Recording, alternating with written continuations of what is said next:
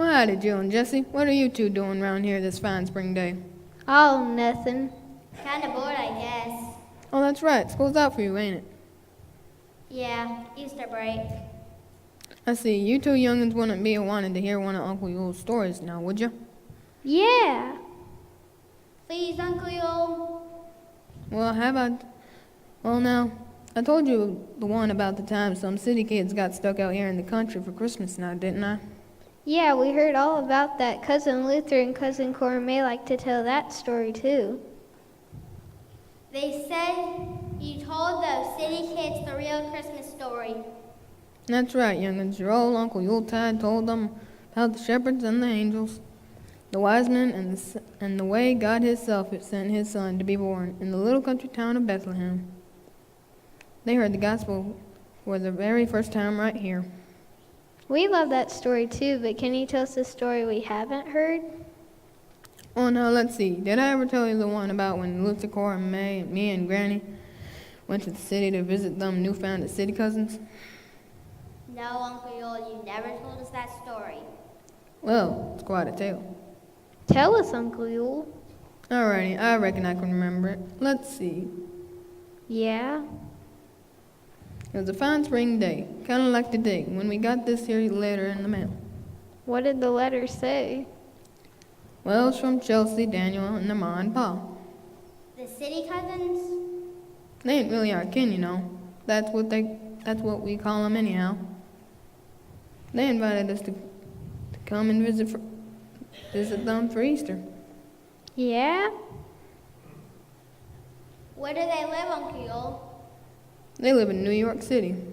New York City? Yeah, so bright and early of a Saturday morning, the Saturday before Easter, we loaded up and headed out for the city.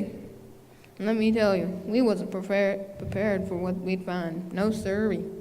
Really? After we got there, me and Granny went to find a telephone to call our city cousins. That's when Luther and Cora May wandered off and met up with some strange city players.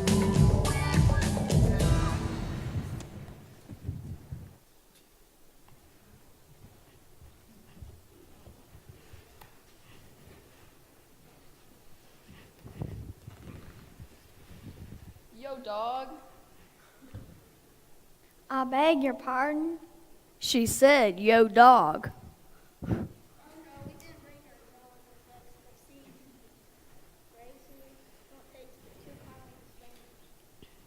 Yeah, but we brought our goat Henry. He's real friendly and hungry all the time.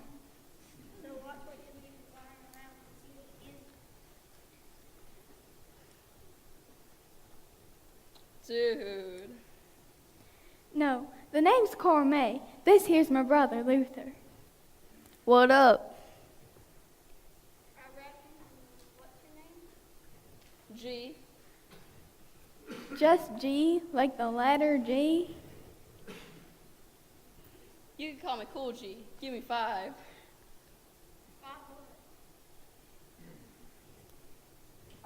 You're cool. This is my homie Snoop T.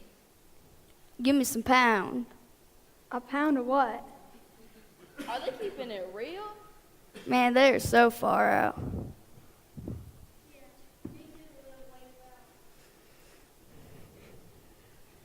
As they say, plumb nilly, plumb out of the county and nearly out of the state. You got game. You all of that. Are they talking English? I don't know. Excuse us. We don't speak your language.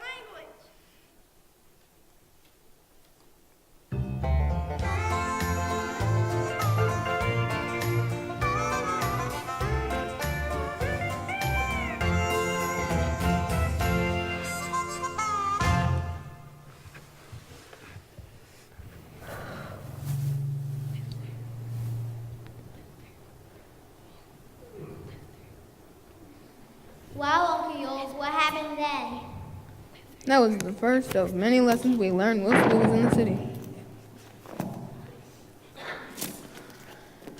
Lesson that helped us understand why we celebrate Easter in the first place. What do you mean, Uncle Yule? Well, we was in a place where folks sounded like they was talking a different language.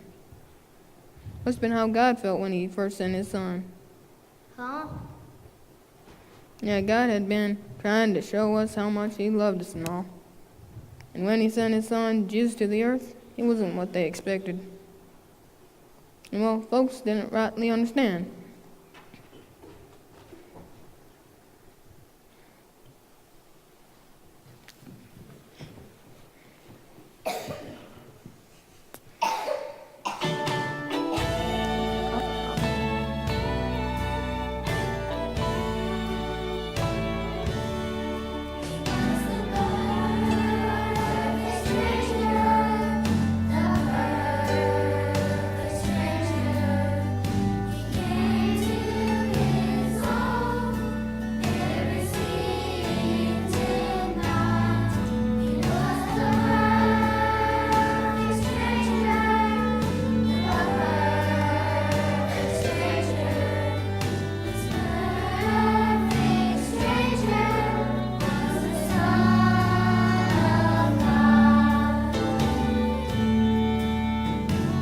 You know, this little baby named Jesus, it was a precious sweet young thing. And the baby could make them angels, you know what?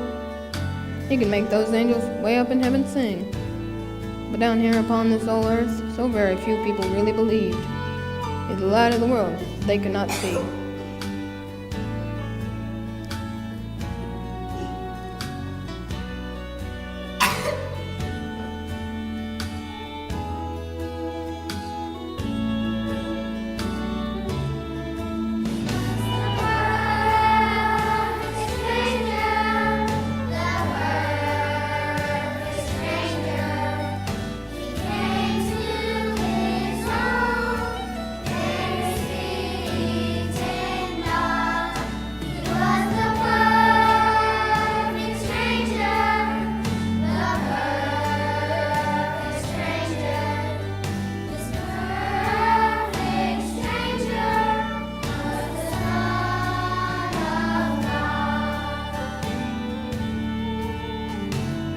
The people way back in Bible days heard him teaching through his parables, and they watched as he healed folks and as he performed all those many miracles, and they really didn't even know just why the Savior even came. He just came here to build a heavenly kingdom.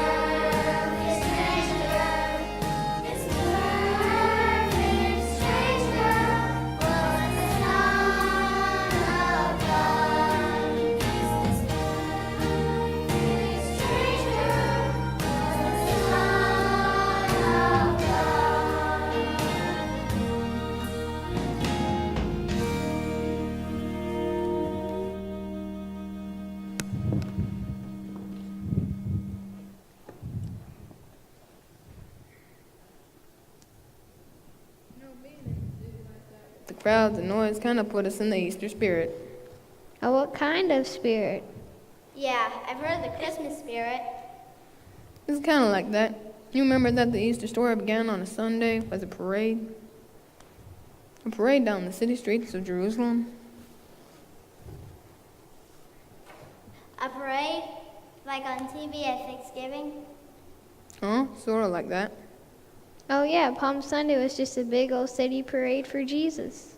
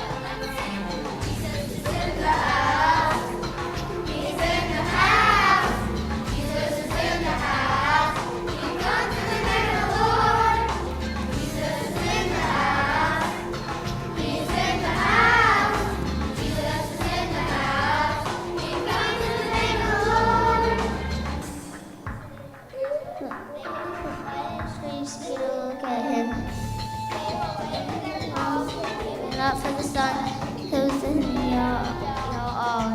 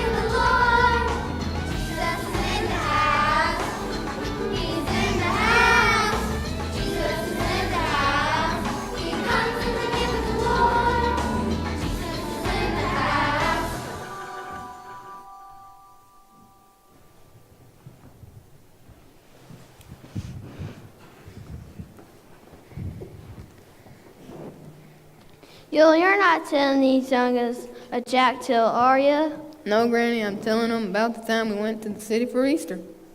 Oh, that was a chat for sure. We saw things we ain't never seen again, and I hope to never see again. Like what, Granny? Like the Bills, for one. No, Granny, the food wasn't so bad. It was worse than that. They took to a place called, what was it, Yule? Sushi bar, I think it was. Yeah, said it was a fish place. Like fried catfish, Granny? No, it wasn't fried at all. It was plumb raw. Raw? We didn't want to say nothing, but the fish was way undercooked. Ooh, sounds horrible. It was, but it wasn't as bad as everything else we had went through. Right after you got there, Yule and me went off to find a phone. Luther and Cora May wandered off. Don told him that, Granny. Oh well, he didn't tell them they were scared. I was getting to that. Did Luther and Cora May find you and Granny? No, not right away. Them youngins kept wandering further and further off, and got themselves like lost Easter egg. Which was another good comparison we found to the Easter story. God's whole reason for sending his son in the first place was to find and save the lost. I never get to sit down.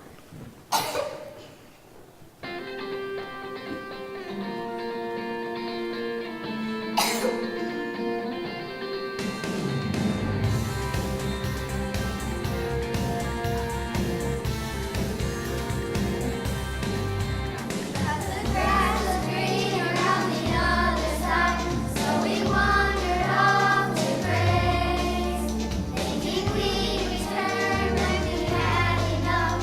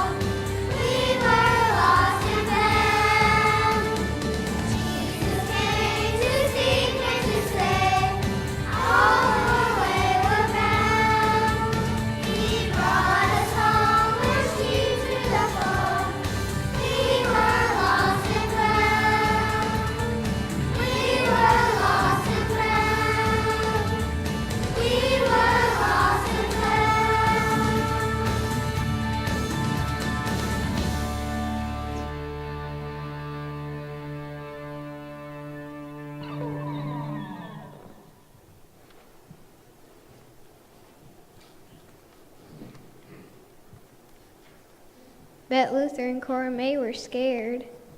They was in a quandary, all right. And we were in a pickle. What happened to you? Well, remember we was looking for a telephone? And lo and behold, we found ourselves being what they call detained by the authorities. What? We was running, throwing and poking, and sent to the big house. You were in jail? Bannock's is exaggerating, but we was halting for what they call violation of the city code. What city code? We didn't know. See, we couldn't find no phone. So when we got back to the truck, Luther and Cormay were gone. We figured they'd be right back. Then Henry started getting hungry and about to cause a ruckus. So we pulled the truck onto the vacant lot and let him graze a little bit. Well, apparently city folks don't take kindly to billy goats grazing in their vacant lots. So the police were trying to say we was criminals. You criminals? That's what they said. Was that another Easter comparison? It was. I don't get it. Jesus, way back there in Jerusalem, was hauled in and called a criminal, wasn't he? He was, and he had violated an area code, never committed even one sin. Oh yeah, so what happened to y'all next? There we was, locked up in the slammers on bread and water. Now, Granny, we wasn't on bread and water. I know, I was just thinking about bread and water would have been better than raw fish we had eaten later on. Anyways, the police wouldn't let us leave the station. And we had no way of telling Luther and Cora May where we was. They was worried too, and that's when they met up with those first two city critters again.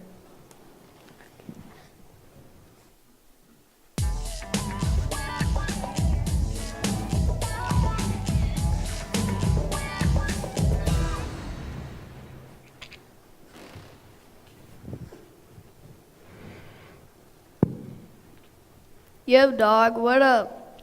You again. Lighten up, Plowboy. You're on our block now. Block? Hey, fillers, we need to find somebody. Bro, don't sweat it. We're cool. We need to find Uncle Yule and Granny. We dig. Oh really? I have a shovel in the truck.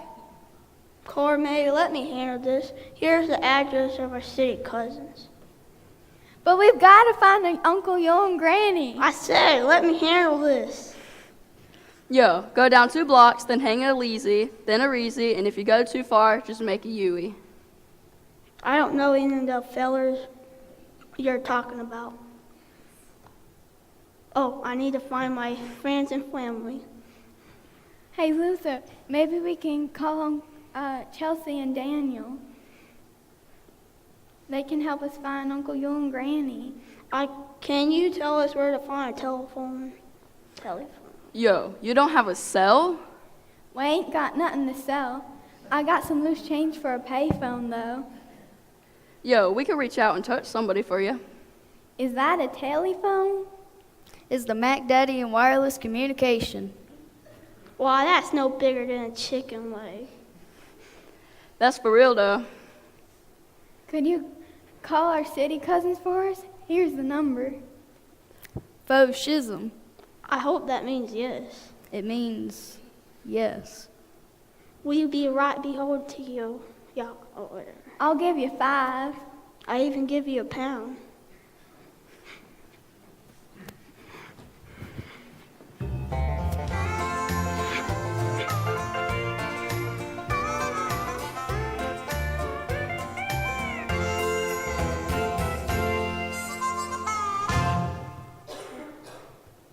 The youngest called up our city cousin, whose pa found Luther and Cora May, and then they found us and paid our way out of trouble with the police.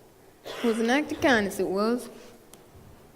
And another good reminder about what Easter is all about. How's that, Uncle Yule? What our friends did, well, it's what Jesus did for us all. See, they paid the price so we could go free.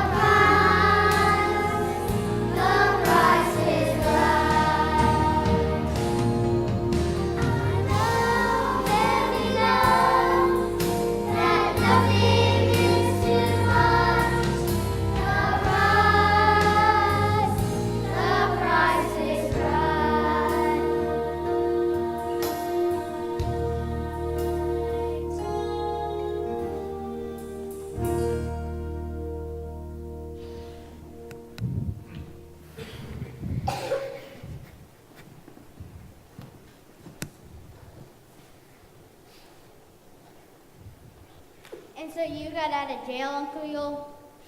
Well, out of the police station. Finally, we were set free. It felt so good to be out of that place. It was nice to be out, all right. Early of a Sunday morning, they let us go. Now that's a real kind of Easter story. Sure enough. That's right. Couldn't have said it better myself.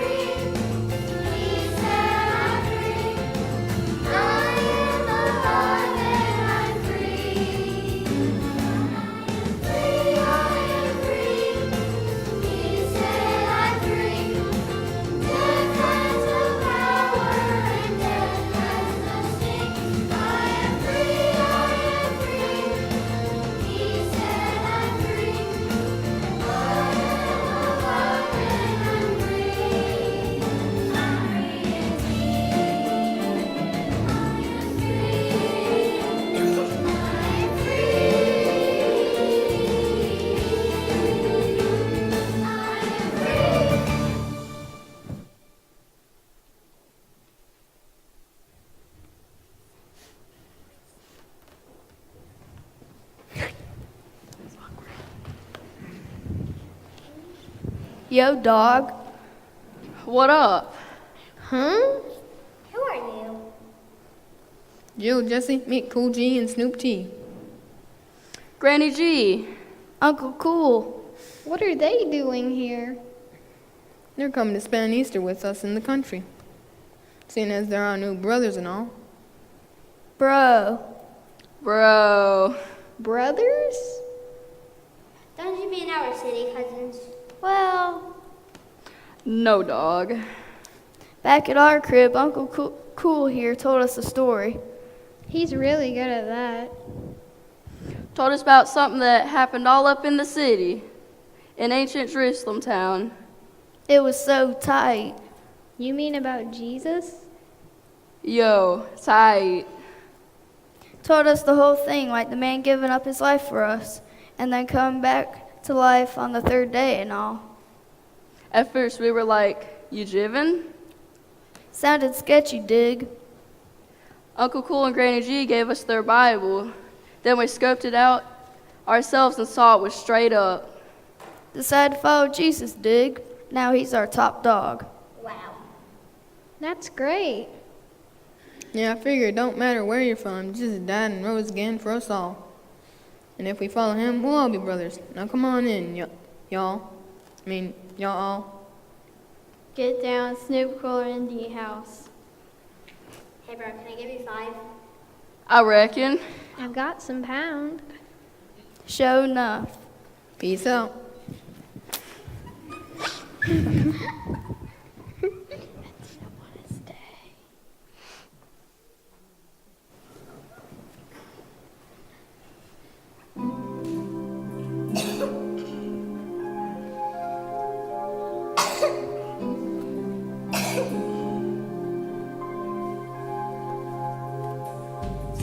me the story of Jesus. Write on my heart every word. Tell me the story most precious, sweetest that ever was heard. Well, that's our story. Reckon it wasn't all that exciting, but it's our story. Of course, we didn't come here tonight to tell you that story, really, but another one. A story that is exciting and totally true, too. If you've heard this story before, well, it won't hurt you to hear it again. If you ain't never heard it, then let it sink in real deep. It's a story that changed my life. And I look forward to every opportunity to tell it one more time.